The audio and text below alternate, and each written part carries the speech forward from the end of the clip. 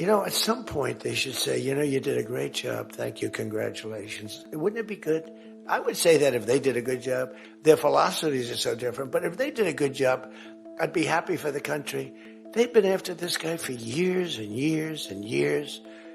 And, you know, he's a violent guy. He gets up there and he tries to imitate my dance a little bit. But he's a violent guy. And he's killed millions of people. He's tortured. They have a torture chamber in the middle of Caracas that they're closing up. But he's tortured people.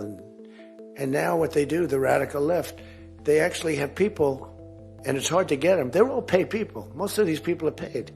You know they're paid when they have brand new, beautiful printed signs by like the highest quality printer. And you have a woman, free Maduro. And the sign is before we even did the attack. You know, free Maduro. Why do you want him freed? I don't know, but he should be free. Oh, she reads the sign. What does it say? It says free. Well, that's what I believe.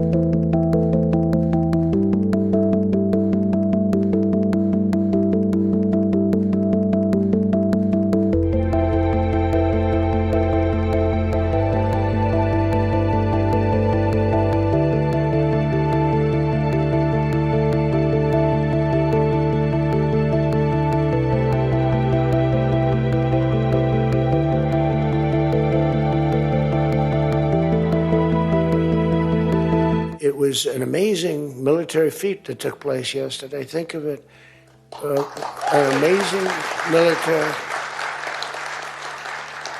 The people are saying, well, thank you.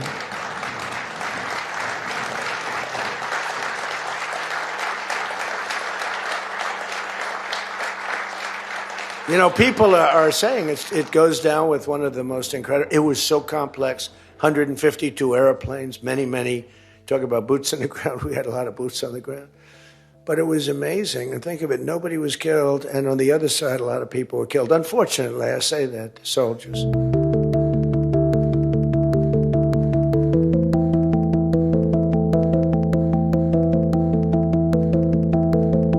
Okay, now on to the ongoing meltdown over Donald Trump's move to take out Venezuelan strongman Nicholas Maduro. And I swear, if the Berlin Wall, look it up, kids, fell today, you'd have clueless TikTok lefties and AstroTurf protesters out on the streets whining that capitalism was going to ruin the charm and authenticity of East Germany. Now, I know there is a lot of work to do and a lot of questions to be answered about what happens next in Venezuela, but again, I am absolutely amazed that there are pro-Maduro leftists out there clashing with actual Venezuelans, even outside the Manhattan Federal Courthouse, as you see on your screen right now. No points for them, but a gold star has to go to U.S. Secretary of State Marco Rubio, who has been the Trump administration's secret weapon in the messaging war with the U.S. media, which has become almost implacably hostile to the action. And I wanted to give you just a little taste of this. A bit of Rubio facing off with CBS News' Margaret Brennan, who had the cluelessness to ask Rubio why the army didn't go and arrest other drug kingpins in Caracas just, while they were in town. I'm confused. Are they still wanted by the United States? Why didn't you arrest them? You're confused? I don't know why that's confusing to you. They're still in power. It's very simple. You're not going to go in and wrap up. But you can't go. You're going to go in and suck up 5 people. They're already complaining about this one operation. Imagine the howls we would have from everybody else if we actually had to go and stay there 4 days to capture 4 other people. We got the top priority. Absolutely right. Rubio also gave some insight into just what was involved in the operation. It's not easy to land helicopters in the middle of the largest military base in the country. The guy lived on a military base. Land within 3 minutes, kick down his door, grab him, put him in handcuffs, read him his rights, put him in a helicopter, and leave the country without losing any American or any American assets. That's not an easy mission. And you're asking me, why didn't we do that in 5 other places at the same time? I mean, that's absurd. Absurd is right, but that didn't stop Brennan. The others who were also indicted are still in place, so that's the point of my questioning there. But you talked about not being the legitimate president. So you wanted president. us to land in 5 other military bases? No, I'm asking why you chose that this was the limit of the military operation. But to your point that you just made, that, that Maduro was not the legitimate president. He was the guy who was claiming to be the president. Right. Well, the opposition... He was the top target. Okay. And with that, I think we know why the facepalm emoji was invented.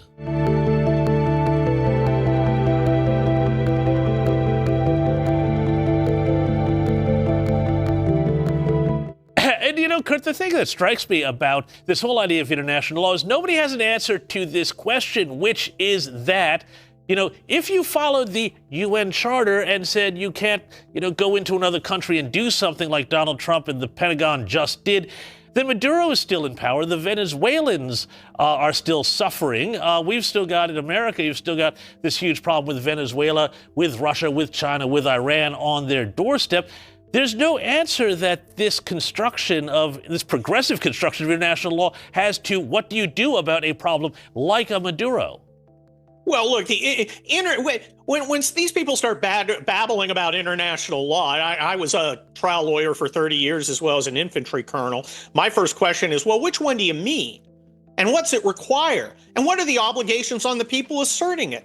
And furthermore, and of course, I never get a good answer. It's like when they say, well, you're violating the Geneva Convention. Well, which one? And which nation state is a signatory to it, who's having it violated?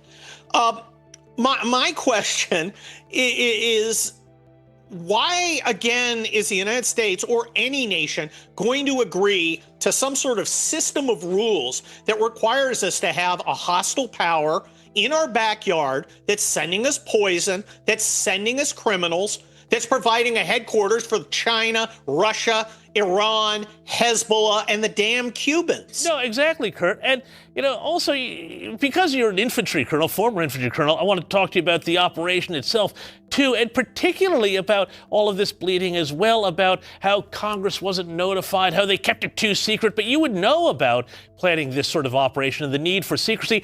I'm amazed that some of those complaining right now don't get it, but I have been so impressed by Marco Rubio, who I think has been the man of the side at all of this here. His response here to NBC's Kirsten Walker, who didn't get any of this. Have a look at this.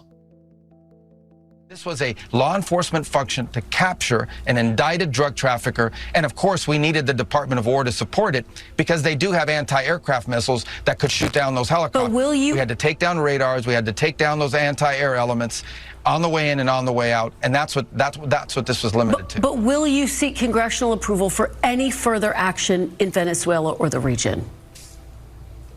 Well, we will seek congressional approval for actions that require congressional approval.